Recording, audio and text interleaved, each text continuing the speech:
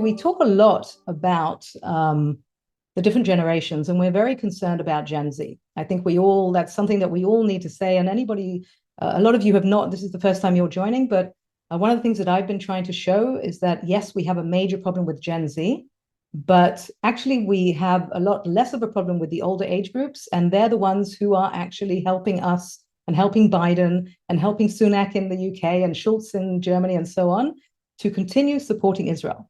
And we should be investing a lot of energy, just as much, or at least as much, as we do in trying to connect the next generation and make sure that they're on our side, just because they're lower hanging fruits.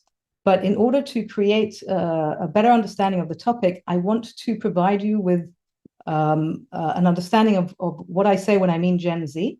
Okay, and I'm just going to move myself a second. 1 second, excuse me a sec.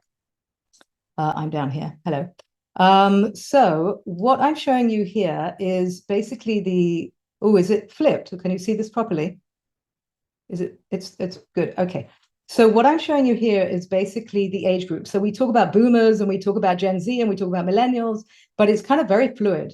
And I want to make sure that everybody understands, mainly because I just turned 50 and I'm part of Gen X and people are calling me boomers and I'm incredibly offended. And the boomers shouldn't be called the great generation because that's people who are older than them and everybody's got a mishmash of things.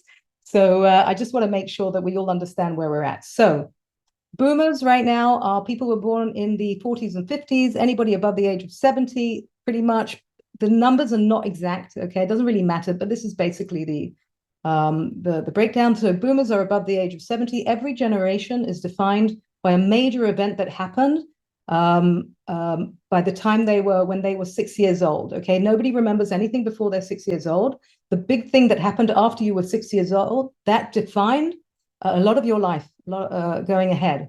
So, of course, you can imagine coming out of the war. The Second World War is a big definer of the baby boomer generation, hence the name baby boomers and so on.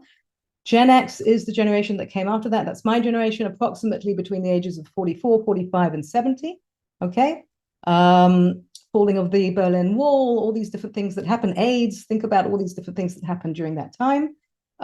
Gen Y, who we also call millennials, they are the me generation from the picture of the Time magazine from 2016. That was when generations started to become interesting because there was a massive shift between boomers and Gen X and Gen Y. And that is basically because of the introduction of social media and the way the whole world became globalized and hyper-connected.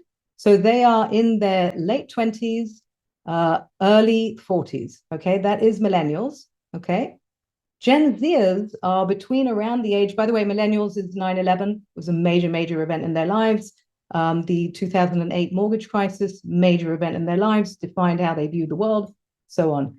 Gen Z are the ones that we are very worried about. They come under the 18 to 24-year-olds that we see in a lot of the polls, but a lot of them are much younger, okay? So they're the younger, the 10-year-olds all the way up to 27. That's Gen Zers. And then there's a new generation, the ABC's finished, we're back to Alpha. So the Alpha generation, the really young kids, okay? Gen Z were defined, of course, some of them, depending on the age, by COVID, and so on and so forth. Polarization, all these different things that are happening.